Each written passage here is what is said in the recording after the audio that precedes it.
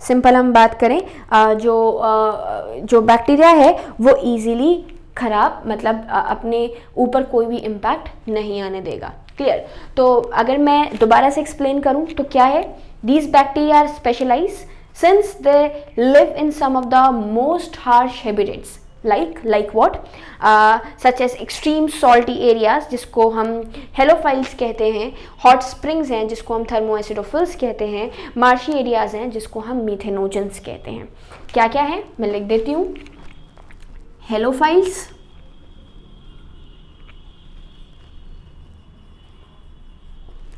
Salty areas, दूसरा मैं बात करूँ आपका किसका, थर्मोएसिडोफिल्स,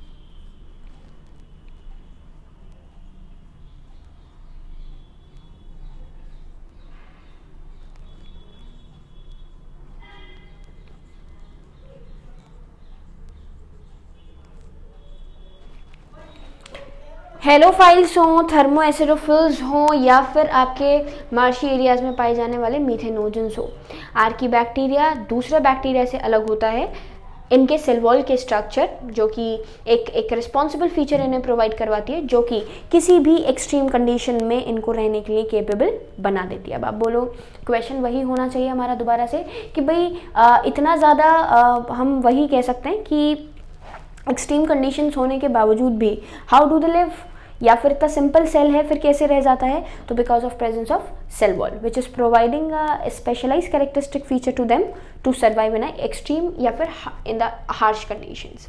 बेसिकली मीथेनोजेंस जो हैं वो लास्ट में, जैसे मीथेनोजन मैंने यहाँ पर लिखा है स्वैम्पी एरियाज, ये दलदल वाले इलाके होते हैं उसमें मिलते हैं, लेकिन मीथेनोजेंस की बात करें तो आपके, मैं बार बार रिपीट कर रही हूँ, आपके बहुत सारे रूमिनेंट एनिमल्स होते हैं जैसे कि काउज हैं, बफलोज हैं, इनके स्टमक में भी आपका मीथेनोजेंस प्रेजेंट होते हैं जो कि मीथेन गैस का प्रोडक्शन करते हैं, और मीथेन गैस का प्रोडक्शन होने की वजह से हमारे जो काउ डंग है, जो गोबर है, उसको बायोगैस बनाने के लिए इस्तेमाल किया जाता है। क्यों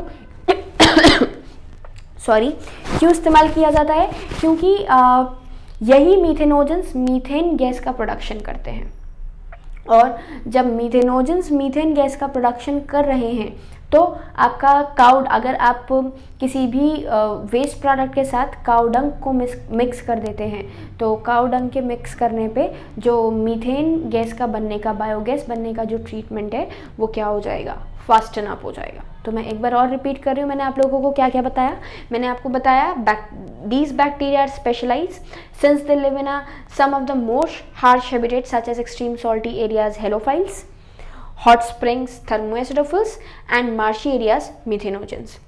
Why basically archaebacteria ऐसा क्यों करवा रहे हैं, because archaebacteria differ from other bacteria in having a different cell wall structure and this feature is responsible for their survival in the extreme conditions.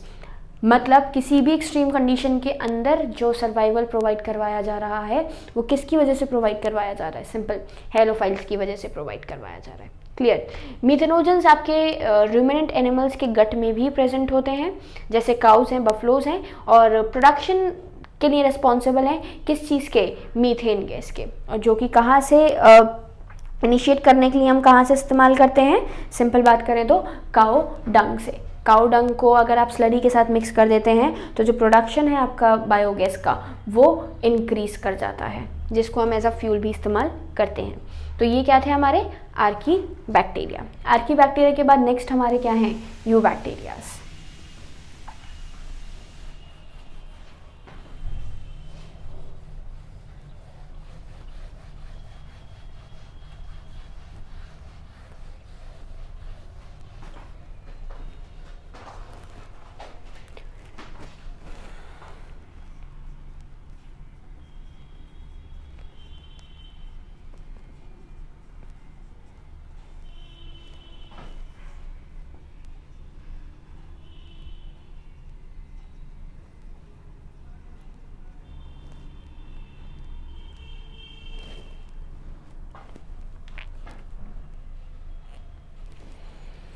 You bacteria को ही हम ट्रू बैक्टीरिया के नाम से भी जानते हैं।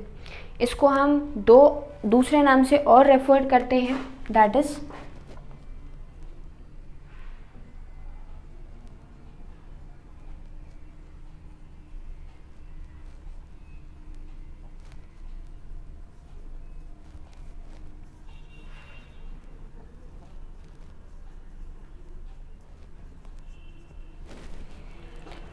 Also known as blue green algae और cyanobacteria. Blue green algae term दिया है, डजेंट मीन कि ये एल्गी है। हम इसको किसके नाम से जानते हैं? साइनोबैक्टीरिया, जो कि हमारा क्या कहलाता है? यू बैक्टीरिया भी कहलाता है। बेसिकली इनकी जो कैरेक्टराइजेशन है वो भी क्या है? एक रिजिड सेल वॉल का प्रेजेंस होना, और अगर मोटाइल है तो फ्लैजिलम प्रेजेंट होगा। ब्लू ग्रीन एल्गी क्यों कहा गया है? तो ब्लू ग्रीन एल्गी कहा गया है because of presence of chlorophyll.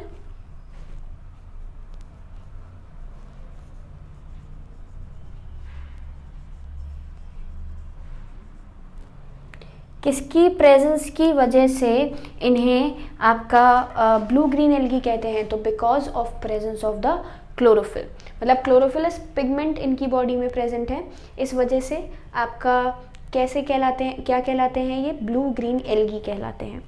अब भाई लॉजिकल सी चीज़ है, if they are having a presence of chlorophyll, और क्लोरोफिल भी बिल्कुल कौन सा क्लोरोफिल मिलता है? क्लोरोफिल ए, जो कि हायर प्लांट से कंपेरेबल है।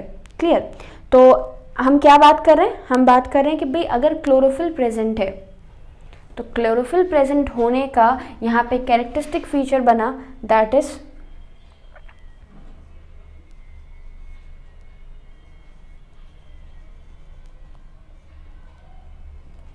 कैसा है नेचर में? Photosynthetic in nature. मतलब आप जब भी बात कर रहे हैं यू बैक्टीरिया की, तो पहली चीज़ तो कैरेक्टरिस्टिक फीचर वही सेल वॉल है, रिजिड सेल वॉल। और रिजिड सेल वॉल के साथ साथ हमारे पास क्या होता है? Presence of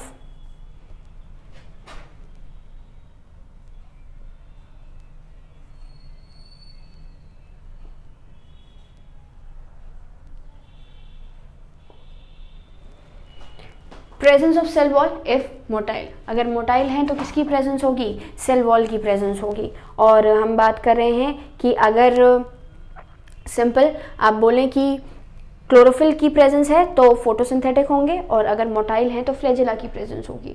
clear? इसके साथ साथ साइनोबैक्टीरिया जो हैं आपके, वो 3 फॉर्म्स शो करते हैं। यूनिसेलुलर भी हो सकते हैं, कॉलोनियल भी हो सकते हैं, फिलामेंटस भी हो सकते हैं, फ्रेश वाटर और मरीन या फिर टेरेस्ट्रियल भी हो सकते हैं। इनकी जो कॉलोनीज हैं ये ज़्यादातर एक जेलेटिनस शीट से कवर रहती हैं, जो कि ज़्यादातर पानी में ब्लूम्स बनाने के लिए रिस्पॉन्सिबल होते हैं, और कुछ मेंबर्स इसमें एटमॉस्फेरिक नाइट्रोजन फिक्सेशन कराने के लिए भी रिस्पॉन्सिबल हैं। तो क्या पॉइंट बोला मैंने आप लोगों को? मैंने आप लोगों को बोला कि जब भी आप बात करते हैं यू बैक्टीरिया की, तो यू बैक्टीरिया यूनिसेलुलर भी हैं,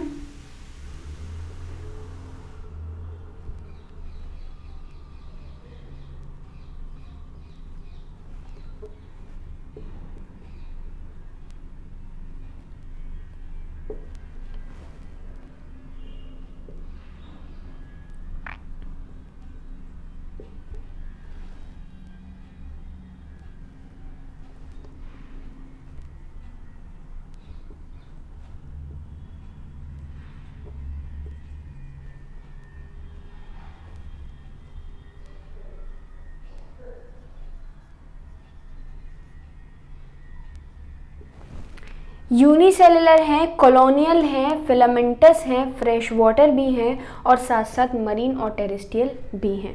मतलब आप जब भी यू बैक्टीरिया की बात करते हैं तो ये वो मेंबर्स हैं जो कि हर तरीके के नेचर को शो कर देते हैं। मैंने अभी भी आपको बोला फोटोसिंथेटिक है नेचर में, मतलब ऑटोट्रॉपिक है। इसके साथ साथ जैसे फिलामेंट की बात हुई है, तो फिलामेंट देख लेते हैं, है यूनिसेलुलर ही, पर जो मेंबर्स हैं ये कभी कभी ग्रुप में आ जाते हैं।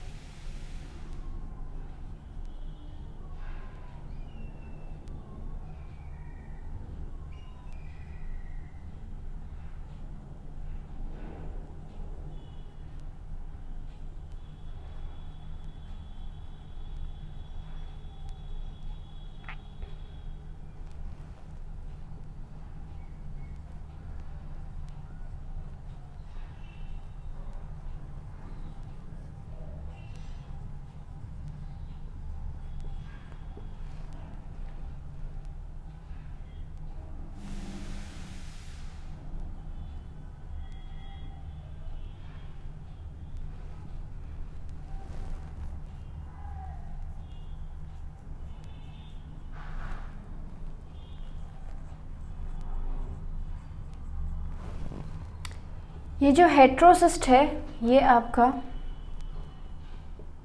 नाइट्रोजन फिक्सिंग सेल है।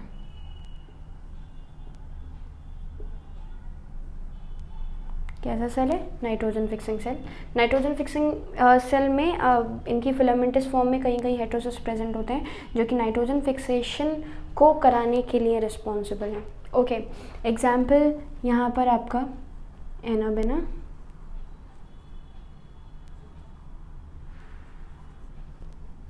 दूसरा है आपका नॉस्टॉक।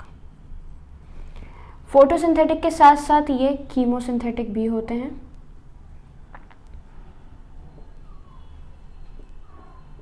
और हेट्रोट्रॉपिक भी होते हैं।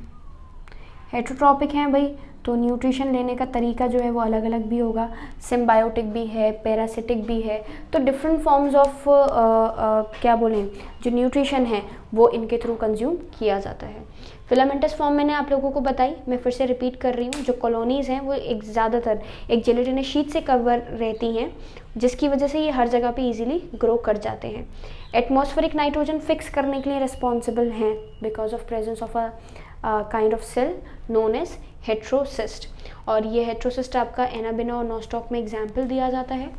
कीमोसिंथेटिक ऑटोट्रॉपिक बैक्टीरिया की बात करें तो बहुत सारे आपके जो नाइट्रोजन या फॉस्फोरस के प्रोडक्ट्स हैं उनका ऑक्सीडेशन करने के बाद ये आपका, जैसे हम सल्फर बैक्टीरिया की बात करते हैं तो ऑक्सीडेशन करके और एक नया ऑर्गेनिज्म या फिर एक नई हम कह सकते हैं क्या कि एक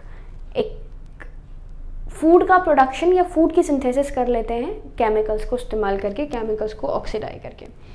इसके साथ साथ बहुत ही इम्पॉर्टेंट रोल प्ले करते हैं क्या करने के लिए, जितना भी नाइट्रोजनस मतलब जितने भी आपके ऐसे कंपोनेंट्स हैं जो कि हमारे एटमॉस्फेयर में हमें रिटर्न करने हैं तो वो रिटर्न करने के लिए इन्हीं का इस्तेमाल किया जाता है। मतलब न्यूट्रिएंट साइकिल को रन करवाने के लिए भी बैक्टीरिया बहुत ज़्यादा रिस्पॉन्सिबल है। अब दूसरी बात करें आपकी किसकी, हेट्रोट्रॉपिक मोड ऑफ न्यूट्रिशन की, तो हेट्रोट्रॉपिक मोड ऑफ न्यूट्रिशन आपका सबसे ज़्यादा अबंडेंट है, मतलब मेंबर्स ऑटोट्रॉपिक कम है लेकिन हेट्रोट्रॉपिक ज़्यादा हैं, जिसकी वजह से दो चीज़ें हैं, ज़्यादातर तो डिकम्पोजर्स होते हैं और एक ह्यूमन की लाइफ में एक बहुत ही इंपॉर्टेंट रोल प्ले करते हैं। कैसे ह्यूमंस की लाइफ में एक इम्पॉर्टेंट रोल प्ले करते हैं, तो भाई कहीं कहीं पे आपका ये हमारी बॉडी के मतलब inside the body symbiotic relationship show करते हैं, या फिर बाहर भी बात करें तो बहुत सारी जगहों पे आपका क्या किया जाता है, हम लैक्टोबैसिलस बैक्टीरिया की बात करें, चीज़ का प्रोडक्शन है, कट का प्रोडक्शन है, बीवरेजेस इंडस्ट्रीज़ में आपका बैक्टीरिया का इस्तेमाल है, तो बहुत सारी जगहों पे इस्तेमाल किया जाता है। मतलब helpful basically in making curd from milk, antibiotics बनाने के लिए, नाइट्रोजन फिक्सेशन करवाने के लिए रूट्स के साथ, और हार्म भी करते हैं, पैथोजन की तरह भी एक्ट करते हैं। लाइक आप कॉलेरा की बात करें, टाइफाइड की बात करें, सिट्रस कैंकर की बात करें, तो यही बैक्टीरिया हैं जो ये डिफरेंट डिजीजेस हमारी बॉडी में जेनरेट करवा देते हैं। Clear? Bacteria divide basically fission के थ्रू करता है। अनफेवरेबल कंडीशन में मल्टीपल फिजन हो जाता है और स्पोर्स बना लेते हैं अगर अनफेवरेबल कंडीशन है तो, और सेक्सुअल रिप्रोडक्शन जो है वो आपके वही अगेन ड्रास्टिक कंडीशन के अंदर ही परफॉर्म करवाया जाता है जब आपकी कंडीशन जो है वो फेवरेबल नहीं है, लेकिन आपके बैक्टीरिया को आपको क्या करवाना है, रिप्रोड्यूस करवाना है। इसके साथ साथ लास्ट बात करें तो इन्हीं का एक मेंबर जो कि है तो बैक्टीरिया का ही, लेकिन इनमें सेल वॉल प्रेजेंट नहीं होती है, और इसके साथ साथ हमारे इस पूरे के पूरे वर्ल्ड में पाया जाने वाला दुनिया में सबसे छोटा लिविंग ऑर्गेनिज्म माइकोप्लाज्मा, या फिर इसको हम PPLO भी कहते हैं।